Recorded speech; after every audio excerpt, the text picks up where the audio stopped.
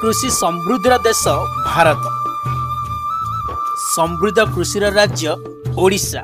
कृषि और कृषकों को सबुबले प्राथमिकता दे आसी यशस्वी प्रधानमंत्री श्री नरेंद्र मोदी। सेहीपरि ओडिशार कृषि विकास लगी प्रतिश्रुतिबद्ध आम प्रिय मुख्यमंत्री श्री मोहन चरण माझी।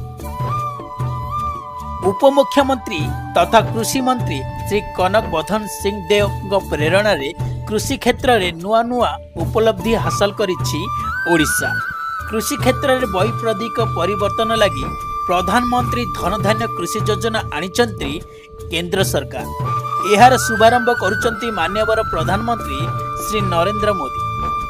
एही योजना अधीन रही देशर 100टी आकांक्षी कृषि जिला, ता भितर रही ओडिशार 4टी आकांक्षी कृषि जिला।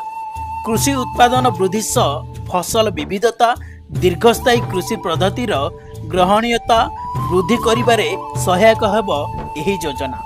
ता सांगकु अमल परवर्ती फसल संरक्षण व्यवस्था, जलसेचन व्यवस्था हेब आहुरी सुदृढ़। प्रधानमंत्री धन्य धान्य कृषि योजना कृषि प्राणीपालन, खाद्य प्रक्रियाकरण एवं जलसेचन लगी विभिन्न योजना समन्वय कार्यकारी हेब। देशर डाली उत्पादन वृद्धि पाई डाली जातीय फसल रे आत्मनिर्भरता मिशन रो शुभारंभ करुचंती यशस्वी प्रधानमंत्री।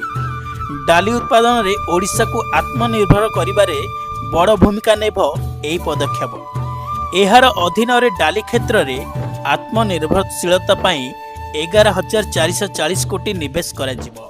उन्नत बिहन, अमल परवर्ती भित्तिभूमि, निश्चित क्रय माध्यम प्राय 2 कोटी चाषी भाई भौणी लाभवान हेबे। सेहीपरि 2030-31 सुधा डाली उत्पादन 350 लाख मेट्रिक टन वृद्धि करिबारे नै लक्ष्य रखिचंती सरकार। कृषि प्रगति और प्रेरणार राज्य हेब ओडिशा। एथिरे बड़ भूमिका नेब प्रधानमंत्री धन धान्य कृषि योजना।